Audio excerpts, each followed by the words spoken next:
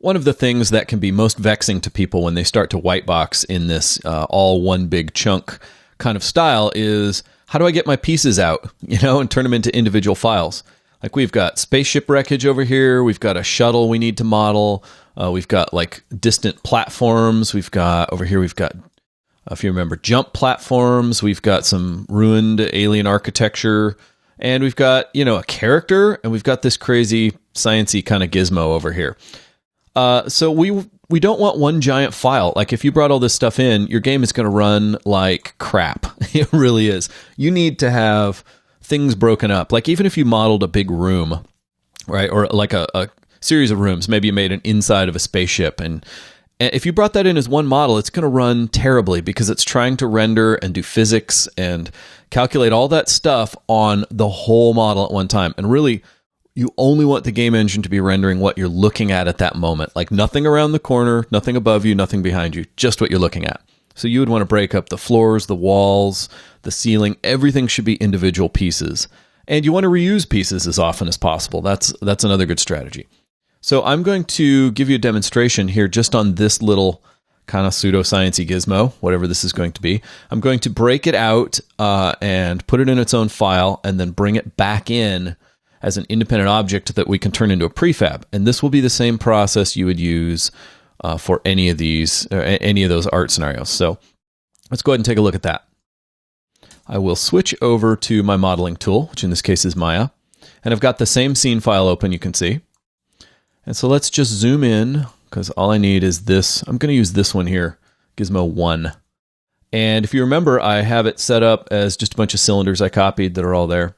So I will pick the top layer, and I'm going to do a copy, just a simple copy. I'll use the menu so you see what I mean. So just copy that, nice and easy. Then I'm going to make a new scene. Asks me if I want to save changes. I do not. We'll come back to that later. And then I will just paste, edit, paste right there, my new thing into the scene.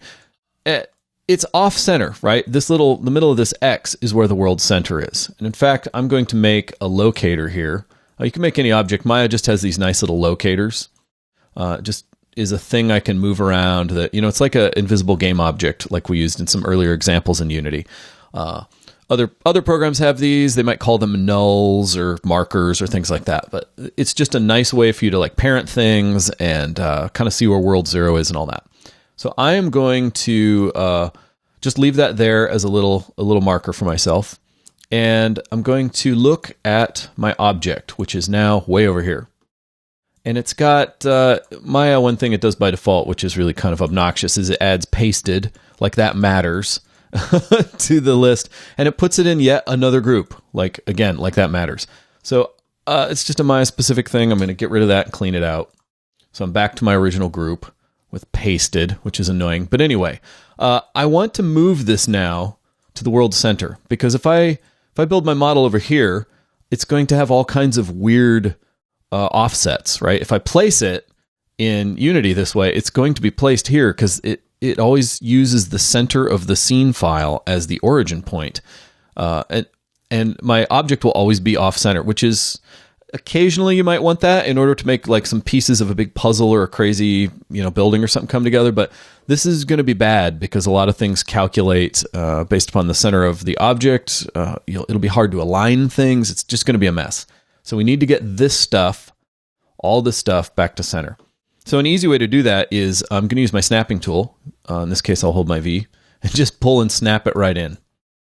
And now my thing is, I don't need as much of that window. Now my thing's at world center. And it's, of course, all, make it shaded. It's all rotated weird. So let me just get that rotation back with 0. That straightens it back out. So I've just gotten rid of that. And it's a little low. So let me select the object again and drag it up. And I don't need to be too precise because, again, this is still a roughed-in object. I'd probably bring in a ground plane if I were making like little leg platforms or something. I'd bring in a ground plane and make sure it all lined up the way I wanted. But in this case, that's fine. I just eyeball it. We're good. Because we're going to do more modeling on this, right? That is the whole point of this object.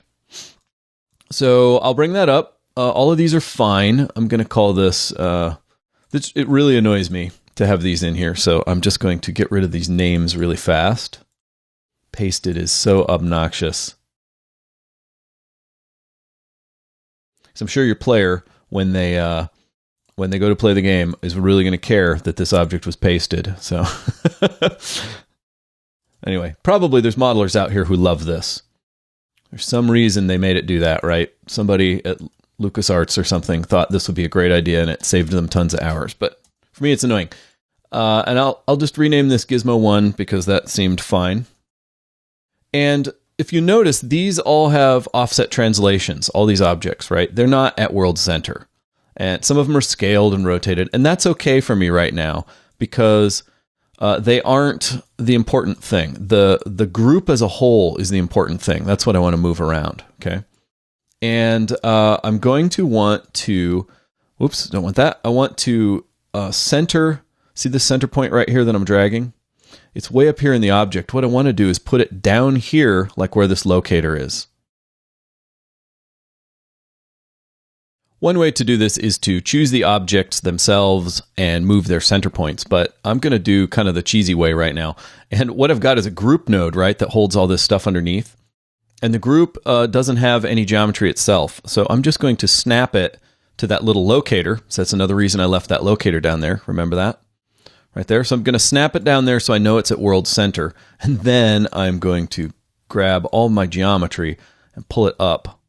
And I'll just go in and eyeball that again. There we go. So that's pretty close. I think it's down a little bit, but that works for me. And now if I look at my object, it is set on the ground plane, right? The center point. So that gives me a world center point. It's at the middle of this object. And it's perfect for me to set things up now and move them around. So I can get rid of the locator because I no longer need it.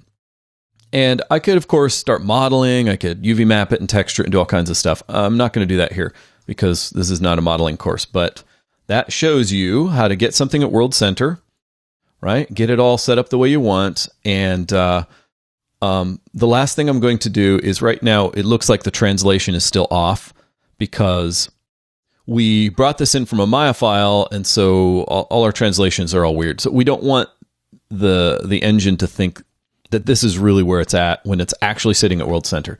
So we have the ability here to modify freeze transformations, and actually I'm going to do that, and that resets everything as if it's world 0.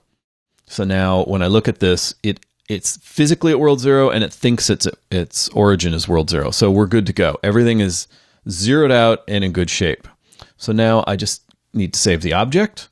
For me, I'm just going to save it here on the desktop as, again, I would export this probably as an FBX to do it right. But again, that's another art thing, and I don't want to go into it. So for now, I'm just going to save this as Gizmo 1 as a Maya binary, save it on my desktop, and then I can switch back to Unity. And here we go. Here's our big Unity file. And let me switch here. I've got this models folder, which is where I put like the whitebox file and all that. So this seems like a good place. I'm going to just drag my file in there. Now I've got Gizmo 1. And let's make a brand new scene file. Do I want to save these? No, that's okay. And I will drag Gizmo 1 in. And if I look in my inspector, of course, it's some weird place. So I put that at world center and come in like so and zoom up. Look at that. I've now got my little file or my little object as its new a new object. So I can like set up a prefab for it, which is pretty cool. There's my prefabs. Let's go right here. I'll create a new prefab, which just fell off your screen, but that's all right. New prefab. We'll call it Gizmo 1 because why not? Why not stay with consistency? And I can drag that on, get rid of that, and delete it. I want to save that. Oh, wait. That's not what I want. Sorry. I want to delete it out of the scene file, but I actually don't need to do that because I can just reopen my whitebox scene and not save this. So there we go. So if I now, let's pull this down a little bit. I now add my prefab for Gizmo 1 right here into the scene. There we go. Zoom up on that, and you can see that I now have an object, right, that moves around by its center point the way I want. I can put it over here. So I'm going to set 2 of them up right about here where they were. So I'm going to leave them upright for now. You can of course position them any way you want, but I'm going to just put 2 of them in, and let's just duplicate that and pull that over. So now I have 2 of them right there, and maybe maybe I could put them all over the place, whatever I wanted. But because they are prefabs now, I can edit just the one prefab. Like I can go back and make a new scene and edit this one prefab and resave over it, and then all of these will update, which is pretty cool. So the last thing to do is switch back to Maya very quickly. Just do that.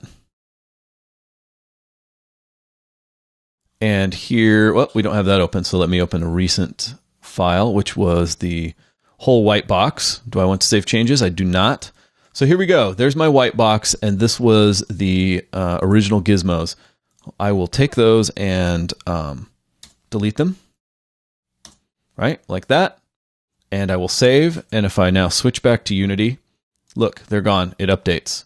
So I now have my little gizmos as independent objects that I can start modeling and editing and update and move around. And I don't have them all in one big giant chunk anymore. So I don't have to only use them here. For example, I could make a whole new scene. I could drag in my test room, and remember this thing from the earlier examples, and then I could put my gizmo in there, right, along with the crate or all that stuff we made as prefab. So that's how you want to work. Same thing with the elevator we made that was down here.